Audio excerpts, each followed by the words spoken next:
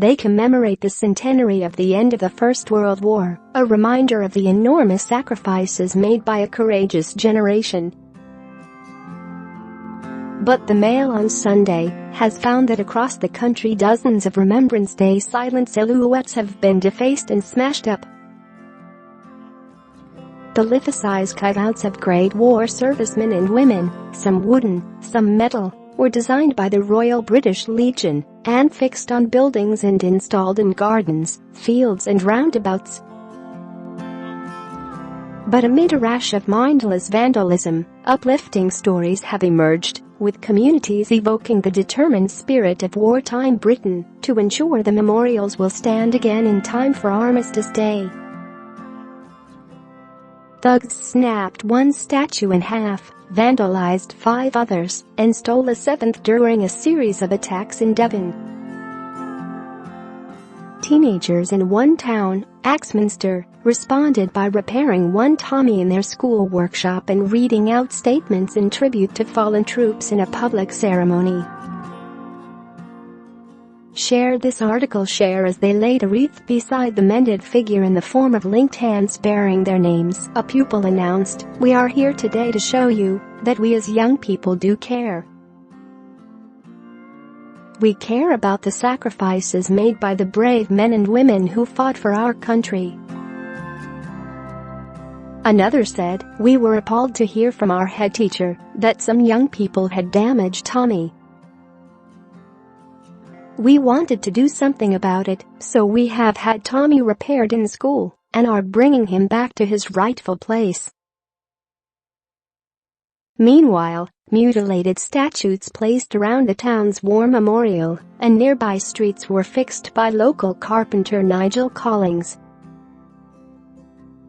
And in Southampton, war veteran Martin Hance, 36, who served in Iraq and Afghanistan, repaired a Tommy that was attacked a few hundred yards from his home. Overnight, vandals removed 3 of the 5 bolts holding the figure and left it hideously out of shape.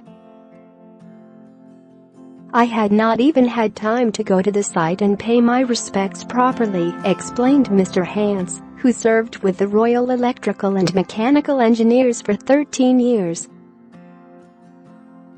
"My time in the army included 3 tours to Iraq and 1 to Afghanistan.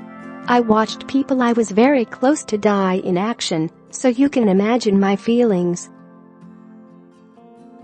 Elsewhere, vandals ripped the rifle from another statue in a remembrance garden on the outskirts of Market Deeping, Lincolnshire. But metalworker Mickey Culf made a new silhouette from 4mm steel as a replacement. In Ross-on-Wye, Herefordshire, vandals snapped the head off a Tommy placed at the town's bandstand. The figure was one of 32 dotted around the town and nearby villages by the local RBL.